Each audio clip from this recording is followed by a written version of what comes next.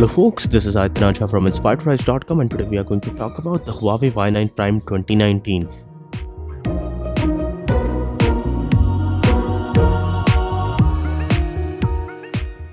So guys, let's first start with an unboxing for the same. This is the official box for the Huawei Y9 Prime 2019 and inside you get the smartphone, which is a notch-less smartphone, and the box is eco-friendly as claimed by them. As you can see, the back is quite glossy and plastic back, and you get the documentation warranty on the inside, the SIM tray removal pin along with the silicone TPU cover, and there's a USB Type-C cable along with the regular charger. There are no earphones present on the inside. If I talk about the build and design, at the back there's a polycarbonate body, triple camera setup, fingerprint. It has a dual tone finish. It's available in 3 colors. There's a sapphire blue color which I was using, particularly liked it, and it has the Huawei branding at the back, and it does get smudges easily. At the bottom there's a 3.5mm jack along with the USB Type-C module and the speaker grill, and if you look closely on the left hand side you get absolutely nothing over there. It has a very nice curvature, and if you look on the right hand side there's the power button and the volume rocker. And if you look closely at the top, there's the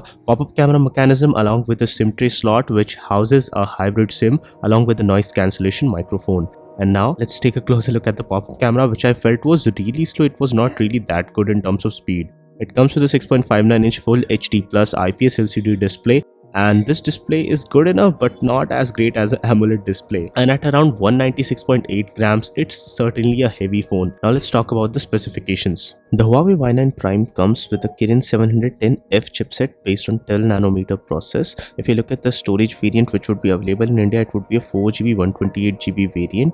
And overall the specifications are good on paper. It comes with a 4000 mAh battery, has almost all of the sensors, but in terms of benchmark performance it's behind something like the Snapdragon 675 or even the Snapdragon 710. The internal read-write storage speed was not that fast, and if I talk about the raw performance numbers, it wasn't really that great or something to talk about. If you talk about the camera setup, it has a 16MP f1.8 camera at the back, 8MP ultra-wide sensor and a 2MP f2.4 depth sensor. It shows up to Full HD Plus videos, and overall I felt that they have worked on the color science this time around, as I was able to see better dynamic range on this camera and the details were definitely sharp. The clouds in the background were visible and not blown out, and something is better this time around. They definitely have worked on what happens in the image processing, but Google Cam won't work on this smartphone. It comes with a 16MP front camera which I particularly liked, but in terms of video recording capabilities they aren't that good and are limited to 1080p. If I talk about the operating system experience, it comes with the EMUI skin on top of Android, and that's something a lot of people might not like. Particularly I feel that some of the features like the bike mode etc are something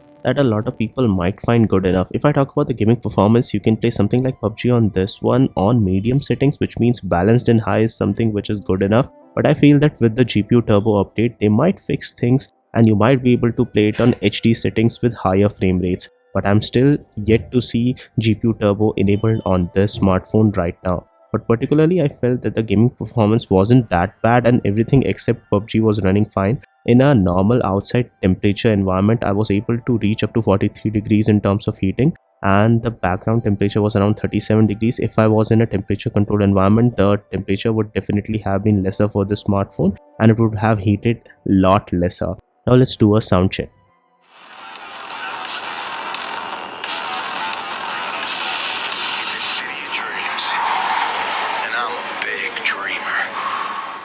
So the maximum possible sound was good enough for normal day-to-day usage. And now if I talk about few other things, this device does come with FM radio and there is a Type-C module, and if I talk about the battery life, that's also good enough, but there is no fast charging on this one, no Cam2 API support, even Widevine L1 is not supported right now. And if I compare it to the major competition which is the Realme X smartphone and the Oppo K3, it does fall short in terms of the display capabilities. In terms of raw performance, the camera is good enough and the pricing is good enough. It retails for a price of around 15,990 for the 4GB and 128GB version, and people who are gonna buy this will also get offers and they will also get freebies like the power bank and the headphones, which makes it a lucrative deal overall. But still you have to consider the fact that these days there are other smartphones around which offer almost similar feature set and do have a better display and slightly better experience. At the end of the day, EMUI is definitely a more optimized version of Android because particularly I felt that the standby time on EMUI smartphones is quite good,